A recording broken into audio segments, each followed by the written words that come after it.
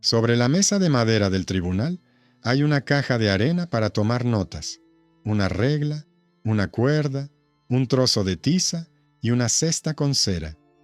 En esta cesta suelen guardarse los sellos para los contratos comerciales, pero hoy la han colocado junto a una jarra de agua y unos paños gruesos. Buscarán la marca de una mujer adulta, compararán las cicatrices con las descripciones del nuevo libro y fingirán que los detalles físicos son lo mismo que un cuchillo en la escena del crimen. Así nace una fórmula simple y aterradora. El cuerpo de una mujer es una prueba. La habitación huele a humedad, y esta humedad hace que todas las palabras parezcan más pesadas. En el mercado ya se susurra que las marcas son visibles para quienes saben ver. En realidad, lo que ven es miedo, cansancio y pobreza. Estimados espectadores, les saludo. Escriban desde dónde nos ven, ciudad y país, y si se han encontrado con historias en las que la moral ha intentado sustituir a las pruebas. Su comentario es importante, porque esta crónica trata de cómo un tratado que prometía revelar la verdad del espíritu intentó convertir el cuerpo de una mujer adulta en una prueba por omisión, y los abogados de la ciudad se defendieron de ello con normas estrictas. Que disfruten de la escucha. A finales del siglo XV, aparece en las tierras germánicas una voluminosa recopilación que reúne citas, miedos y rumores cotidianos en un solo manual. El autor, un clérigo con experiencia en la predicación y poca paciencia con los tribunales municipales, afirma que al juez le bastan los signos derivados de la vergüenza y el deseo. Propone listas de síntomas. Los ojos no brillan tanto. La piel no se enfría tanto. No responde a las preguntas como debería. En realidad, se trata de una sustitución conveniente. En lugar del testigo del acto, la confusión. En lugar de la prueba objetiva, la mirada del interrogador. En lugar de la cronología, el relato del sermón. El libro es lo suficientemente ambiguo como para poder citarlo y lo suficientemente seguro como para que la multitud decida. Ahora se sabe cómo distinguir a una mujer adulta normal de una peligrosa. La ciudad responde no con teología, sino con contabilidad. En los armarios del ayuntamiento se encuentran las ordenanzas municipales, los códigos de costumbres y las recopilaciones del derecho romano. En los libros de los gremios, las multas por productos de mala calidad. En los cuadernos parroquiales, las anotaciones sobre los contratos matrimoniales y la dote. En este ecosistema de papel, todo cuesta dinero. Un arresto falso, guardias y leña. Las purgas nocturnas, el cierre de tiendas, la confiscación, guerras de deudas. Por eso, los primeros intentos de llevar a los tribunales las pruebas corporales se topan con el requisito de cumplir con las formas, indicar el lugar, la hora, el objeto, nombrar a 2 testigos adultos del hecho. Todo lo demás es una descripción del estado, no una prueba. El médico del ayuntamiento, un hombre seco y rígido, constata que la insensibilidad se debe a cicatrices, trabajo en frío y congelaciones. Las comadronas confirman que las cicatrices y las manchas son consecuencia del parto y la pobreza. Estas frases no consuelan al público, pero obligan al protocolo a ceñirse a los hechos. El primer giro oculto se manifiesta cuando se intenta eludir el papel con la emoción. El investigador, que ha leído el nuevo libro, pide una inspección y propone buscar marcas. El magistrado de las grandes ciudades responde con el habitual conjunto de prohibiciones, ya conocidas por las ordalías anteriores. Nada de desnudos públicos de mujeres adultas, nada de interrogatorios humillantes, nada de pruebas con agua y hierro. Todo lo que se refiere al cuerpo, solo con un médico, 2 testigos adultos sin parentesco, sin palabras evaluativas, solo descripciones. Allí donde se respeta este marco, los casos comienzan a desmoronarse. No hay testigos del acto, no hay objetos, la cronología es inestable, el motivo económico es evidente. El protocolo, redactado al pie de la letra, muestra que la prueba del cuerpo no es una prueba, sino un guión. La segunda línea se extiende desde el mercado. Los predicadores reparten folletos en los que aseguran que la verdad se revela mediante el ritual. La multitud exige espectáculos, interrogatorios nocturnos, oraciones conjuntas, pruebas de insensibilidad, como si el hambre, el frío y el cansancio se sometieran a la puesta en escena. En los libros de la ciudad se registran las consecuencias. Las mujeres adultas, tras estas pruebas, se desmayan, llegan tarde al trabajo, se producen peleas en las tiendas y aumentan los gastos del tesorero en palabras. Los talleres se quejan. La producción se echa a perder no por brujería, sino por el paro. Ahí está el segundo giro. La memoria económica de la ciudad resulta más fuerte que el miedo. Los rituales públicos se recortan presupuestariamente. Al juez se le da un criterio simple: sin pruebas y sin testigos, no tocar. El tercer giro se produce con las primeras inspecciones serias de los casos según las normas. En un caso, se acusa a una herbolaria adulta de echar mal de ojo, pero en el almacén se encuentra moho y sal en mal estado.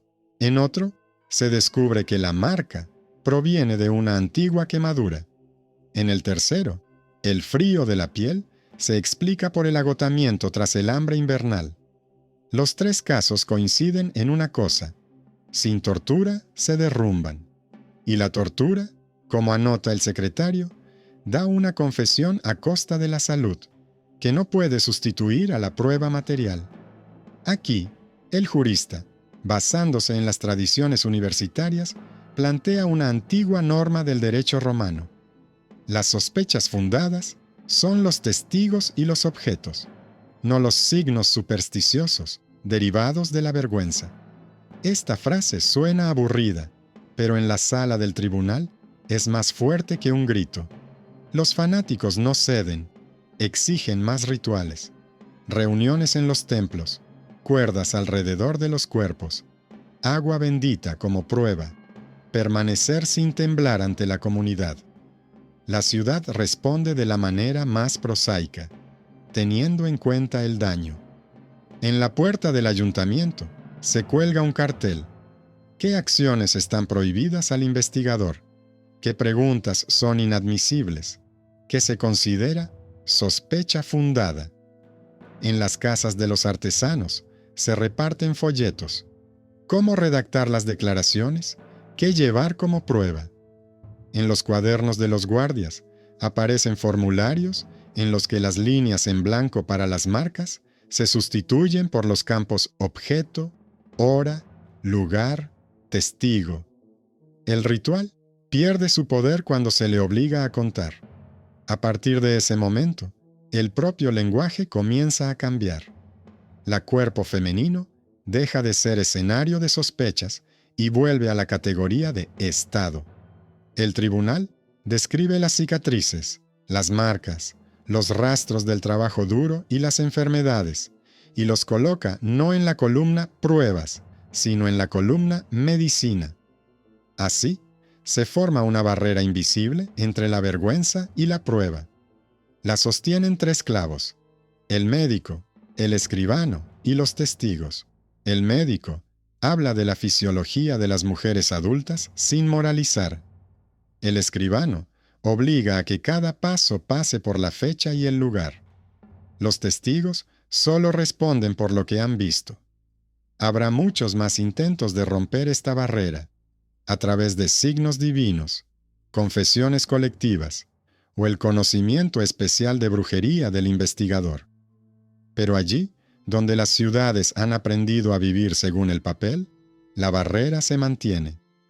En las oficinas administrativas se refuerza la barrera contra la tentación de ver la verdad con los ojos del investigador. En cada caso, se inserta una hoja con líneas de referencia: lugar, hora, objeto, testigos adultos, motivo económico. Los escribanos reescriben los formularios de los interrogatorios para que desaparezcan las trampas para la vergüenza. En lugar de preguntas sobre tentaciones nocturnas, hay casillas para el inventario, las huellas, las notas de deuda y las marcas del médico.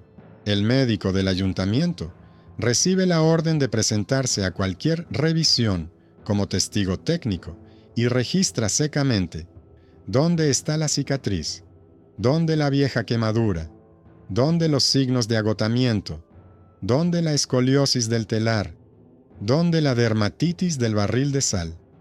Las comadronas, artesanas adultas con muchos años de práctica, se convierten en expertas en lesiones y marcas posparto. Saben cómo es una rotura, cómo cicatriza una sutura, cómo la pobreza y el frío arrugan la piel. Su lenguaje artesanal corta la mística como un cuchillo corta un hilo, privando a las marcas de su estatus mágico.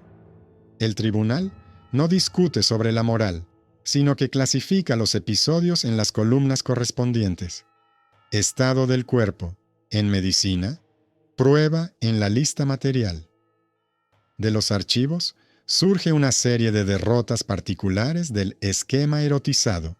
En un caso, una viuda adulta del barrio de los curtidores fue acusada de insensibilidad y de tener una marca en el muslo, pero el médico explicó que la zona de piel gruesa era una vieja cicatriz de una quemadura con corteza y que la mudez era consecuencia de una congelación en invierno en el pavimento de piedra lavado. Otro caso se basaba en que los hombres adultos perdían la fuerza tras su mirada, pero la investigación demostró que el defecto del tejido se debía a la humedad, que el vino de la taberna estaba aguado y que en el sótano del comerciante se escondían nidos de ratones. En el tercero, encontraron polvos en la herbolaria, pero en el inventario de las tiendas, cada uno de esos polvos tenía un uso. Antes de las fiestas, se salaba el pescado y se secaban las pieles, y las listas confirmaron la compra de sal y vinagre.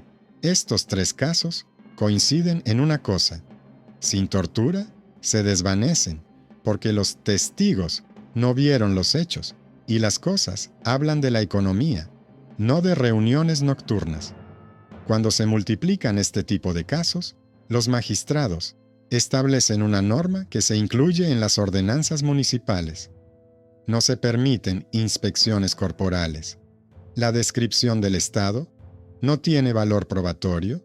La tortura como medida extrema solo es posible en caso de sospechas fundadas, y estas equivalen a la conjunción de objetos, lugares, momentos y testimonios coincidentes de testigos adultos. Mientras dentro de las murallas el papel aprende a vencer, fuera de ellas siguen viviendo los rituales. En las ferias, los predicadores explican a la multitud que la verdad no ama el papel y organizan purificaciones. Las mujeres adultas se colocan a la vista. Se les ordena que no tiemblen, que no lloren, que respondan a preguntas capciosas. En los informes de los médicos y tesoreros municipales aparecen estadísticas. Después de estas reuniones, aumenta el número de desmayos, retrasos en el trabajo y conflictos domésticos. Se gastan más recursos en seguridad y leña. Las confiscaciones generan nuevas deudas. En algunos barrios, los clientes de los artesanos rompen los acuerdos por miedo a ser objeto de rumores. Estos informes, redactados por personas que se han trasladado por aburrimiento, logran lo que no consigue una prédica ruidosa: convierten el fervor moral en una lista de pérdidas. Sobre esta base, en varias ciudades, se adoptan instrucciones internas que prohíben las limpiezas nocturnas sin una amenaza directa al orden. Transfieren todos los testimonios del espíritu a la columna rumores y exigen que cualquier prueba popular vaya acompañada de una evaluación de los daños y un informe de los adultos responsables. El ritual se desvanece cuando se le obliga a rendir cuentas. Paralelamente, los juristas universitarios, invitados por los consejos, redactan breves instrucciones para los investigadores. No hay grandes palabras, solo puntos. Distinguir entre palabra de miedo y palabra de hecho. Anotar la fecha, la hora y el lugar. No tocar el cuerpo de una mujer adulta sin necesidad médica y sin la presencia de un médico. No hacer preguntas que humillen la dignidad si ello no conduce a una pista objetiva. No confundir los rumores sobre daños conyugales con cosas que se pueden poner sobre la mesa. Estas instrucciones se unen a las crecientes instrucciones penales. En algunos estados ya se han legalizado textos que reconocen la tortura como un instrumento extremo en caso de fuertes sospechas y no como sustituto de las pruebas. Unas décadas más tarde, un importante código promulgado por el emperador Carlos V lo consolidará a nivel imperial en 1532. Pero la ventaja de las oficinas municipales es que llegan a esta lógica antes, por necesidad económica. La resistencia de los fanáticos aún se mantiene gracias al miedo. En épocas de malas cosechas, epidemias e incendios, la multitud vuelve a exigir señales. Es entonces cuando se manifiesta la solidez de la nueva red. La prohibición estatutaria de las pruebas corporales se sitúa junto a la prohibición de las ordalías con agua y hierro. Cualquier confesión obtenida en condiciones de humillación se registra como inadmisible. La participación de un médico en los asuntos relacionados con el cuerpo se convierte en la norma. Las comadronas, especialistas adultas, se incluyen en la lista de testigos admisibles del Estado, pero no del hecho. El tribunal vuelve a ser un lugar donde la regla no se coloca sobre la mesa para medir la piel, sino para medir la distancia entre la palabra y la cosa. En un caso a escala municipal, esto se ve con especial claridad. Una vendedora de pescado adulta fue acusada de que su tacto estropeaba los barriles. En lugar del ritual, el tribunal llama al mayorista de sal, al guardián del muelle y al médico. La sal está caducada, las tablas están húmedas, la mujer tiene grietas en las manos por el agua del invierno, y el frío de la piel se debe al agotamiento. El protocolo cierra el caso y el tesorero constata que los gastos de esta inspección son mucho menores que los de una investigación nocturna y que el conflicto en el mercado se ha resuelto sin confiscación. Mientras tanto, la administración también cambia. En los cuadernos de los guardias desaparecen las columnas para marcas e intentos y aparecen campos para cosas, tiempo, lugar, testigos y descripción médica. En las puertas del ayuntamiento se cuelga una lista de prohibiciones para el investigador. No permitir inspecciones en busca de signos sobrenaturales. No realizar pruebas de insensibilidad. No preguntar sobre noches y lechos, porque esto es humillante y no conduce a pruebas. En las casas de los artesanos aparecen hojas para los maestros. ¿Cómo presentar correctamente una denuncia? ¿Cómo conservar una prueba material? ¿Cómo invitar a testigos? La ciudad convierte el miedo en instrucciones y las instrucciones en rutina. A pesar de todo esto, la suciedad del mundo no desaparece. Las mujeres adultas siguen siendo vulnerables en los barrios sin protectores fuertes. Los rumores corren más rápido que las citaciones. La pobreza deja en los cuerpos marcas que es fácil declarar signos. Pero incluso aquí, el marco funciona como un freno. En uno de los casos, se intentó expulsar a una viuda adulta de su taller en interés de la comunidad, cuando en realidad se trataba de dejar espacio para los familiares del jefe. El tribunal exigió el contrato de alquiler, volvió a comprobar las deudas, averiguó quién se beneficiaba de la confiscación y vio que la brujería Era una máscara para ocultar una disputa patrimonial. Este es el poder silencioso del papel. No hace a las personas más bondadosas, las hace más lentas, y la lentitud mata el espectáculo. El cuerpo no desaparece de la sala, pero deja de ser el objeto central. En los libros municipales aparece una nueva capa de procedimientos que acaba con la tentación de juzgar por el cuerpo, no con una disputa, sino con una construcción. A cada cuaderno de interrogatorios se le añade un resumen de la división del objeto, una página separada para los hechos dañinos, incendio, robo, deterioro de la mercancía, otra para las pruebas materiales, herramientas, polvo, llaves, ropa, y otra para el estado del cuerpo, redactada como una parte médica destacada, cicatrices, fracturas, signos de frío y agotamiento. El escribano, antes considerado un funcionario de segunda categoría, se convierte en el guardián del formulario. No permite que la descripción del estado se filtre en la columna de las pruebas. El médico del ayuntamiento introduce una escala de observaciones. La mudez, localizada de la piel como signo de una vieja cicatriz. La palidez difusa como rastro de hambre. El temblor como producto de la humedad y el miedo. El frío como rastro de agotamiento. Las comadronas sistematizan el lenguaje artesanal. Distinguen la sutura del parto de una lesión, la huella de un barril con agua salada de una erupción causada por el moho. Todo esto se recopila en un método que despoja a la acusación de romanticismo. El cuerpo de las mujeres adultas deja de ser un misterio y vuelve a la serie de causas cotidianas. En el contexto del endurecimiento del procedimiento, también se intensifican los intentos de eludirlo mediante un conjunto de indicios. Los detractores de la máquina de papel afirman que si se suman el temblor, la palidez, la piel fría y la mala reputación, se obtiene una fuerte sospecha. Pero la oficina responde con aritmética. El conjunto de indicios cotidianos no es el conjunto de pruebas. En un caso, se acusó a una lavandera adulta de secar los hilos con la mirada. Se recogió el producto defectuoso. Huele a humedad. Los registros del taller muestran que no se secó bajo la lluvia. En el sótano hay bobinas podridas. El médico constata grietas en las manos por el agua salada. El escribano anota las deudas del cliente. La suma de señales se desmorona ante la suma de cosas.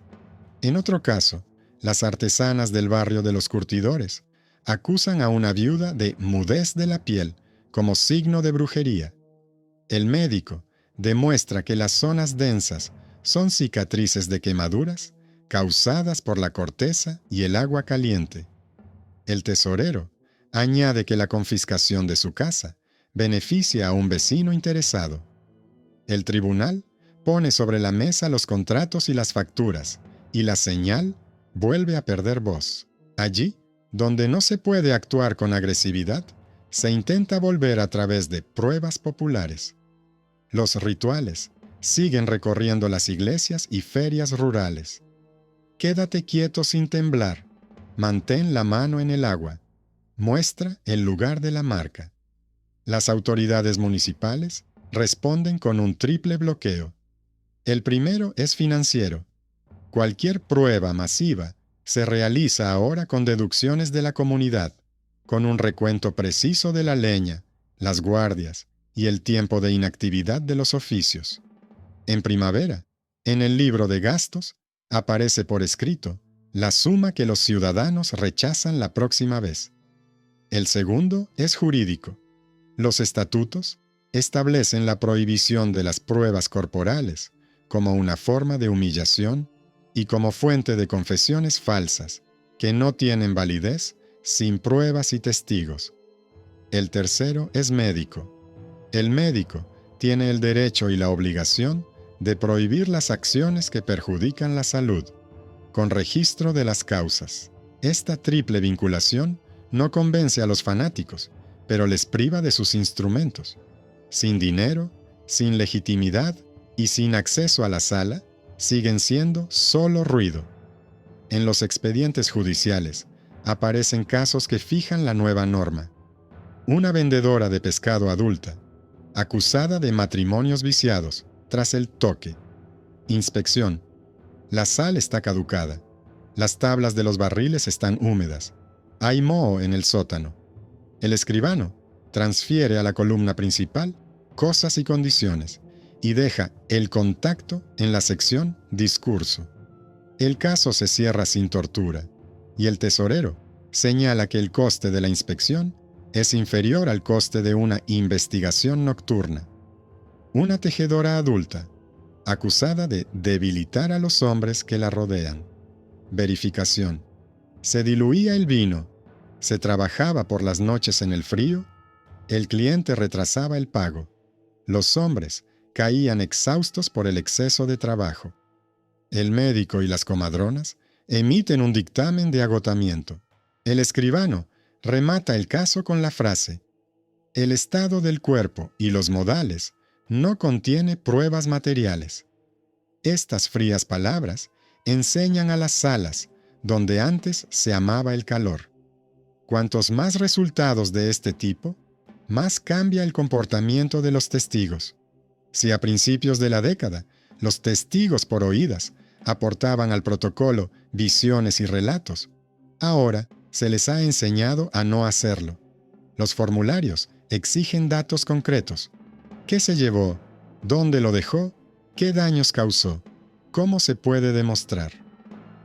Los hombres adultos de la guardia dejan de buscar marcas y comienzan a medir las huellas de los zapatos, a contar los barriles y a describir las cerraduras. El comportamiento de los acusadores también cambia. Los jefes de taller aprenden a distinguir entre defectos de fabricación y delitos para no quedar en ridículo ante el consejo. Esto es lo que se conoce como adiestramiento institucional de la cotidianidad. El estatuto no funciona con eslóganes, sino con formas. En los registros privados de algunas ciudades se aprecia otra tendencia: la preocupación por la propia administración. Los comerciantes y los ancianos influyentes se dieron cuenta de que los asuntos corporales generaban riesgo crediticio. Las confiscaciones arruinaban a las familias deudoras, se interrumpían los suministros y en lugar de una tienda limpia, se obtenían 3 vacías. Por eso, impulsan en los consejos puntos breves pero estrictos. Nada de torturas sin pruebas concluyentes. Nada de inspecciones corporales sin necesidad y sin médico. Nada de confiscaciones antes de la sentencia. Nada de exhibición pública del cuerpo de mujeres adultas en la sala. Estos puntos no tratan de la misericordia, sino de la gestión de riesgos. Cuando esto se registra y se expone, al investigador le resulta más fácil renunciar a la prueba. Tiene un documento que lo respalda. Los opositores intentan otra jugada: apelar a las altas autoridades. Traen citas, interpretaciones, conocimientos seculares sobre la naturaleza femenina. La ciudad responde con sus propias autoridades, comentaristas universitarios del derecho romano, costumbres locales y, lo más importante, nuevas instrucciones penales en las que se establece claramente que la tortura es una medida extrema, que la sospecha fundada es un objeto y un testigo, y que los indicios deducidos del deseo son inadmisibles. Ya se vislumbra el futuro código imperial bajo el soberano. El orden debe ser el mismo desde el robo doméstico hasta la sospecha de brujería. Para la multitud, esto es burocracia. Para la ciudad, es la garantía de que las tiendas abrirán por la mañana. A nivel lingüístico, también cambia la imagen de la mujer en el protocolo. Antes era portadora de un signo, ahora es una persona adulta con un estado de salud. El médico constata anemia, agotamiento, signos de trabajo duro. El escribano indica la vivienda, la ocupación, las deudas y los contratos.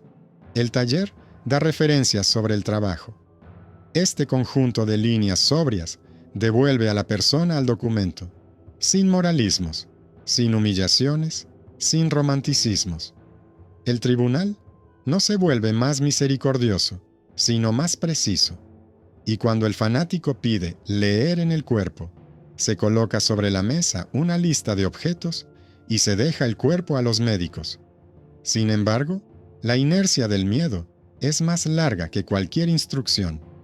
En años de malas cosechas y epidemias, la mística de los signos vuelve a extenderse por la sala. Aquí, solo decide un marco rígido: la prohibición estatutaria de las pruebas corporales, la participación obligatoria de un médico y un escribano, la exigencia de 2 testigos adultos del hecho, y no del rumor, y el coste fijo de cualquier procedimiento extraordinario. Esto no hace que el mundo sea seguro, pero hace que el tribunal sea estable. Y poco a poco, incluso aquellos cuyo corazón está del lado de la celosía, reconocen el poder de la forma. Cuando el formulario pide algo, el ritual pierde su fundamento. En invierno, cuando los mercados se vaciaron y el vino se espesó por el frío, los fanáticos hicieron su última apuesta por el espectáculo. En las parroquias suburbanas y en las plazas de los mercados, reunieron asambleas purificadoras para devolver al cuerpo su condición de prueba. Las mujeres adultas eran expuestas, se les exigía que permanecieran de pie sin temblar, se declaraban signos, la palidez, el cansancio y las huellas del trabajo duro. Estas acciones causaban daño y humillaban la dignidad, un hecho social que constataban los médicos y la guardia, pero que excitaba a la multitud. En las ciudades, con un ayuntamiento fuerte, la respuesta fue impasible. Se ordenó a los guardias que no protegieran el ritual, sino que lo disolvieran como fuente de disturbios. Los escribanos redactaban actas sobre las pérdidas y los daños. El tesorero entregaba al consejo una nota en la que se detallaba cuánto costaba una noche de celos con leña, peleas y reparaciones. La economía de la sobriedad luchaba contra la economía del miedo, y la primera ganaba en la caja con las llaves de la ciudad. En varios casos, este giro se hizo evidente como en un dibujo. Intentaron someter a una artesana adulta del taller de tintorería a un examen de marcas. El tribunal exigió el libro del taller, donde se registraban las quemaduras causadas por la corteza de tinte y las grietas causadas por la solución salina en los trabajadores. El médico confirmó que la muda de la piel era una cicatriz normal. Las comadronas añadieron sus conocimientos artesanales sobre las marcas posparto. El protocolo trasladó el cuerpo de la columna prueba a la columna estado, y en la columna prueba se trasladaron la cerradura, las llaves, el contrato, la tela defectuosa y la sal caducada. El caso se cerró sin tortura. En otro proceso contra una comerciante adulta de grano, se reconoció como maldición con la mirada, el hinchamiento de los sacos por la humedad, el moho y los sótanos sin ventilación. La guardia encontró rastros de agua en las bandejas. El tesorero señaló que la confiscación habría reportado beneficios al vecino de la fila. En este caso, el tribunal no solo desestimó la acusación, sino que también impuso una multa por denuncia falsa. Estas historias, aparentemente aburridas, sacaron de quicio al sistema judicial. Sin pruebas físicas, los síntomas se convierten en consecuencias cotidianas de la pobreza, el frío y la negligencia. Los fanáticos reestructuraron la presión sobre el conjunto de indicios, proponiendo el retorno de la tortura como prueba. Su lógica se basaba en una convicción apasionada. Si se suman los temblores, la palidez, el cansancio, los rumores y la mala suerte de los vecinos, se obtiene una sospecha fundada. Los abogados respondieron con una lista en la que cada punto debía ser un objeto o un hecho, un instrumento, un polvo, unas llaves, una carta, un recibo de deuda, un lugar, una hora, el testimonio coincidente de 2 testigos adultos, un informe médico no como prueba, sino como referencia descriptiva. En las instrucciones para los investigadores se especificaba por separado: las pruebas físicas están prohibidas por considerarse humillantes. Las preguntas sobre las noches y las camas son inadmisibles. El desnudamiento de mujeres adultas sin necesidad médica es ilegal. La confesión obtenida mediante procedimientos humillantes no tiene validez sin pruebas. Esta combinación quitó de las manos de los predicadores sus 2 principales instrumentos: la vergüenza y el espectáculo. En la vida cotidiana, esto se manifestó a través de pequeños cambios. Los guardias dejaron de buscar marcas en los patios y en las posadas. Se les enseñó a medir las huellas de los zapatos y a contar los barriles, a registrar las cerraduras y los robos, y a dibujar un plano de la habitación con tiza. Los escribanos desacostumbraron a los testigos a las visiones y los oídos sin fecha ni lugar, dejando en el protocolo solo lo que se podía demostrar. El médico del ayuntamiento dejó de ser una carga y se convirtió en una necesidad. Su firma descartaba de la causa las sospechas basadas en la fisiología de las mujeres adultas. Las comadronas obtuvieron el estatus de expertas autorizadas en estado para acabar con los rumores. No se trataba de humanización, sino de ingeniería: eliminar del proceso todo lo que no condujera a una prueba material. A continuación, se cerraron las lagunas legales. En algunas ciudades se promulgaron breves estatutos que establecían que cualquier purificación masiva debía ser previamente autorizada por el Consejo y acompañada de un registro de gastos, y que cualquier prueba popular se registraría automáticamente como un evento con daños irresponsables. El ruido pronto se volvió más caro que las pruebas. Los gremios, aprendidos por las pérdidas, introdujeron normas internas. Se prohibieron las denuncias sin pruebas. Las quejas sin testigos se consideraban calumnias y se castigaban con multas. En las disputas sobre defectos, eran obligatorias las inspecciones de almacén con un médico y un anciano. La disciplina gremial, a menudo cruel en los detalles, se convirtió inesperadamente en aliada de los tribunales. En la artesanía, las condiciones de almacenamiento y trabajo son más determinantes que los engaños, y esto es fácil de demostrar con objetos. Varios casos judiciales se convirtieron en casos de estudio.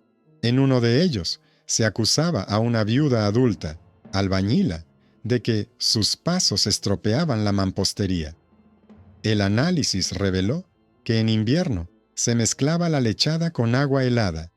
El equipo trabajaba sin descanso. La supervisión se había relajado debido a la enfermedad del maestro. En el caso, se registró la tecnología y no los signos. En otro, se acusaba a una tabernera adulta de que sus manos quitaban la fuerza a los hombres. La investigación encontró vino aguado, turnos nocturnos y frío en la sala. El médico describió el agotamiento y los temblores como consecuencia del trabajo y el hambre, y no de la brujería. Ambos casos terminaron con multas para quienes intentaron encubrir la negligencia económica con el misticismo. Después de eso, apareció una prescripción en el libro de la ciudad. El intento de sustituir las causas objetivas por un conjunto de signos era una circunstancia agravante a la hora de imponer una multa por denuncia falsa. La ola más peligrosa llegó con la mala cosecha. Las multitudes pedían respuestas sencillas, y el tratado volvió a convertirse en un cómodo bastón. Aquí ayudó la inercia de las normas ya aceptadas. Los estatutos, en los que las pruebas corporales se equiparaban a los ordalia, repelieron el ataque automáticamente. El investigador que se arriesgara a infringir la prohibición ponía en peligro su puesto y se exponía a una multa. El juez, que intentara sustituir la cosa por el espectáculo, se exponía a una revisión de los casos y a la ira de la Cámara del Tesoro. Un par de sanciones sonadas enfriaron los ánimos durante años. Al mismo tiempo, los juristas universitarios explicaron a los consejos que la sospecha fundada no se basa en 5 indicios débiles derivados de la vergüenza, sino que se deriva de 2 o 3 hechos contundentes que se pueden poner sobre la mesa y mostrar a los ojos ajenos. Esta fórmula, cruel para la retórica, salvó la economía de la ciudad. A finales de la década, en los grandes centros se estableció un procedimiento por el que los casos físicos dejaron de llegar a la tortura. Primero, se hacía un inventario de los daños y las cosas. Luego, se buscaban testigos del hecho. A continuación, se hacía una descripción médica como estado sin valor probatorio. Luego, la verificación de los motivos y beneficios. Y solo cuando se acumulaban pruebas sólidas, se solicitaba la tortura como último recurso, menos aprobado que rechazado. Los fanáticos lo llamaban frío. La ciudad lo llamaba orden. En este aburrimiento se escondía el giro principal. El tratado no se convirtió en un código judicial, sino en una piedra de tropiezo que rompía los casos basados en suposiciones erotizadas. Cuando estas prácticas se plasmaron en papel, el mito y el documento se separaron definitivamente. El mito seguía repitiendo que la Inquisición ve la verdad con los ojos del espíritu y que el cuerpo femenino se delata a sí mismo. El documento mostraba lo contrario. Cuando el tribunal exigía pruebas y testigos, los casos basados en la vergüenza se derrumbaban sin tortura. Cuando se recurría a la tortura, ésta no producía la verdad, sino invalidez y confesiones sin fundamento, que el magistrado ya no aceptaba. En este contexto, solo quedaba un paso para llegar al final: los estatutos que consolidarían la prohibición directa de las pruebas corporales y llevarían el procedimiento penal a un denominador común. Las pruebas son cosas. Las palabras son registros. El cuerpo de las mujeres adultas es un dato médico y no la moneda de cambio de la sentencia. En primavera, los hábitos burocráticos ya se habían adelantado a la retórica. En los casos de daños, primero se abría la página de las cosas, luego la página de los testigos y solo entonces, si era necesario, se añadía un informe médico como descripción del estado, no como prueba. Los escribanos aprendieron a devolver al protocolo todo lo que la multitud intentaba hacer pasar por conjunto de signos: los temblores, al frío y la desnutrición, la palidez a la pobreza, la piel muda a las cicatrices del trabajo. El médico del ayuntamiento y las comadronas ocuparon su lugar en la cadena no como predicadores, sino como artesanos de la observación. Donde ayer se ofrecía leer el cuerpo, hoy se exigía una llave, un polvo, una carta, un lugar y una hora. Esta aburrida disciplina hizo posible el paso final. Los estatutos dieron el golpe de gracia. Los consejos de las grandes ciudades introdujeron disposiciones breves pero firmes. Se prohibieron los exámenes corporales como humillación y como fuente de confesiones falsas. Se prohibieron los exámenes públicos de mujeres adultas sin necesidad médica y sin la participación de un médico. Las preguntas sobre noches y lechos se consideraron inadmisibles, ya que no conducen a pruebas tangibles. Las confesiones sin pruebas y sin testigos adultos que corroboraran los hechos carecían de validez por sí mismas. La tortura se permitía como medida extrema solo cuando existían sospechas fundadas, entendidas como pruebas, tiempo, lugar y testigos, y no como indicios derivados de la vergüenza y el deseo. Estos estatutos situaron los esquemas erotizados junto a los juicios de ordalia, en la lista de procedimientos prohibidos que la ciudad ya no financia ni reconoce. Los fanáticos intentaron eludir las restricciones mediante rituales externos, pero tropezaron con la economía. Cualquier reunión purificadora requería vigilancia, leña, una sala, y el tesorero lo consideraba un perjuicio. Los talleres, acostumbrados a las paradas y los defectos, introdujeron sus propias normas. Sin pruebas, una queja equivalía a una calumnia con multa. En las disputas sobre la calidad, es obligatoria una inspección del almacén con la participación de un médico y un anciano. El intento de sustituir la causa objetiva por un conjunto de signos se considera una circunstancia agravante. Así, la disciplina gremial, lejos de la misericordia, se convirtió inesperadamente en un pilar de la defensa. El oficio exige pruebas, no espectáculos. Lo demás fue cuestión de inercia. Allí donde se aplicaban los estatutos y los formularios, los casos basados en pruebas físicas se extinguían en las primeras etapas. Los escribanos devolvían a los acusadores a los hechos, los guardias medían las huellas y los médicos registraban los estados sin moralizar.